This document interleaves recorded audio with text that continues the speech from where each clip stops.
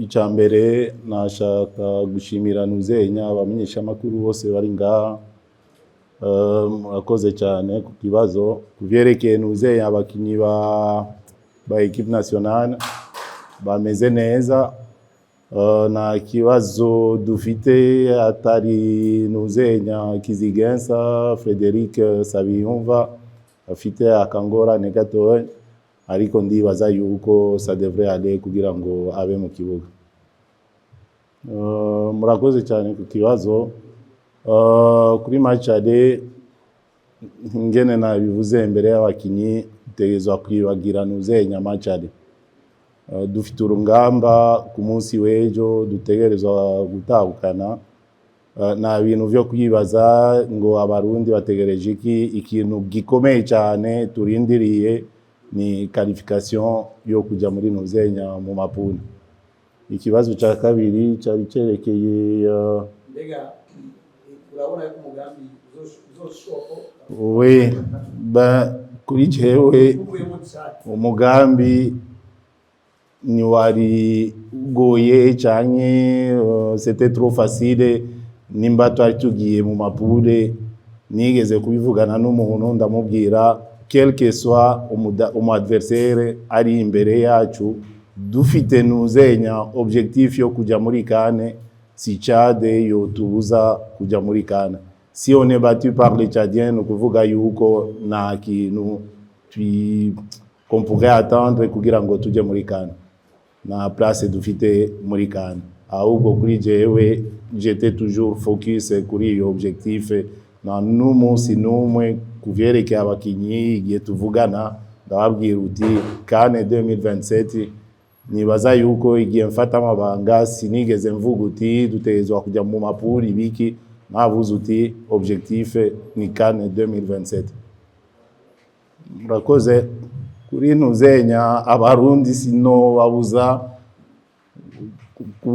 kwiyumvira yuko vyaheze, ariko kuri twebwe abatekinicien n'abakinyi turazi yuko twasinze ibisindo bine muri 90 minutes, tusigaje 90 minutes, nukuvuga yuko byose birashoboka.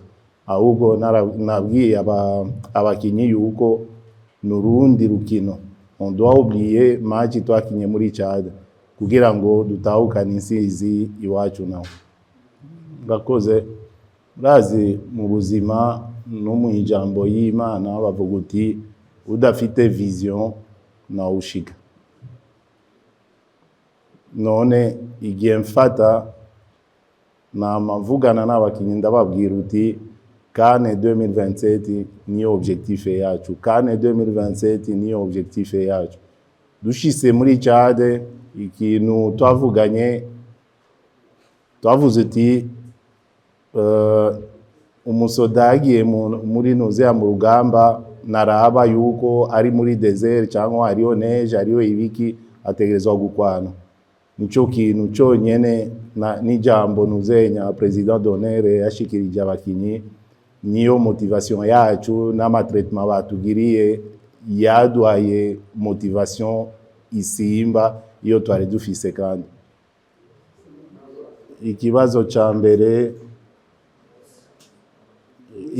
muri staff technique, icya kabiri Mabanza, icya gatatu licence.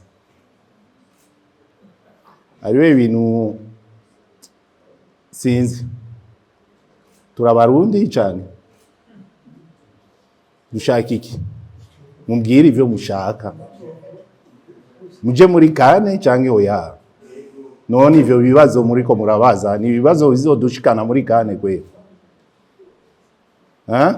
Staff technique Cedric Kaze n'umurundi canke si umurundi?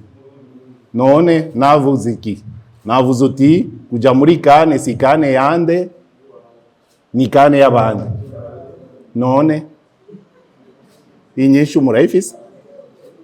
Mabanza, kuvyerekeye Mabanza, genda urabe equipe nationale ya Tchad, mugire analyse iyo nayo mugira nama information muduha kuri Nuzenya kuri Tchad, ariko information y'u Burundi iyo muri bambere kuyirondera kugira ngo nono Mabanza barashobora kuduha Nuzenya forfait abachadien Hariho journaliste wo mu Burundi yigeze kuvuga uti muri Chad hariho 4 joueurs ou bien 5 joueurs badafise nationalité yo muri Chad.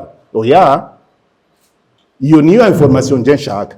Turabarundi dukorane dushike kuri iyo kane na bindi bintu byo gucanga nonga yindi nawe kuvyerekeye licence kane si projet yanje tugiye muri kane ata licence mfite Jimmy na licence afite na ngorane nje mfite no tushise muri kane objectif y'abarundi tuzoba twigezeho si ivyo nyene dushaka none ibindi bibazo nibiki